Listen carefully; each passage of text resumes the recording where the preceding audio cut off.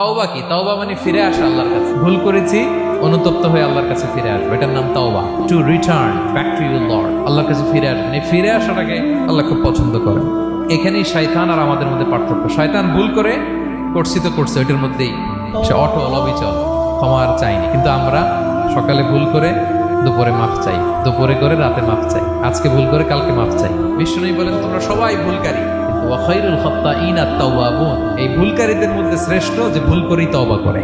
আমার প্রিয় ভাইয়েরা, এই তওবার দৃশ্যটা দেখতে আল্লাহ বড্ড পছন্দ করে। বান্দা যখন ভুল বুঝতে পারে, মাথাটা নিচু করে চোখের পানি ছেড়ে বান্দা যখন কাঁদতে শুরু করে, এই দৃশ্যটা দেখলে আল্লাহ সহ্য করতে পারে।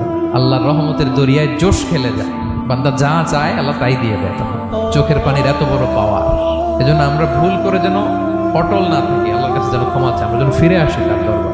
তার দরবার সবসময় খোলা, এবং তিনি এই তওবার বা ফিরে আসার দৃশ্যটা দেখতে কত পছন্দ করেন শোনেন। রাসূল সাল্লাল্লাহু আলাইহি ওয়াসাল্লাম বলেন, ওয়াল্লাযী নাফসি বিয়াদি, তার শপথ যার হাতে আমার আত্মা, লাউলাম তুযনিবু, তোমরা যদি ভুল না করতে, লা যাহাবাল্লাহু বিকুম, আল্লাহ তোমাদেরকে ধ্বংস করে দিতেন। ওয়ালা জাআ বিকওমিন, আল্লাহ এমন এক জাতি তৈরি করতেন, ইউযনিবুন, ওরা খালি ভুল করতো, ফায়াস্তাগফিরুন, আর ক্ষমা চাইতো, ফায়াগফিরুল্লাহু লাহুম, আর আল্লাহ তাদের ক্ষমা করতেন। সুবহানাল্লাহ বললেন না?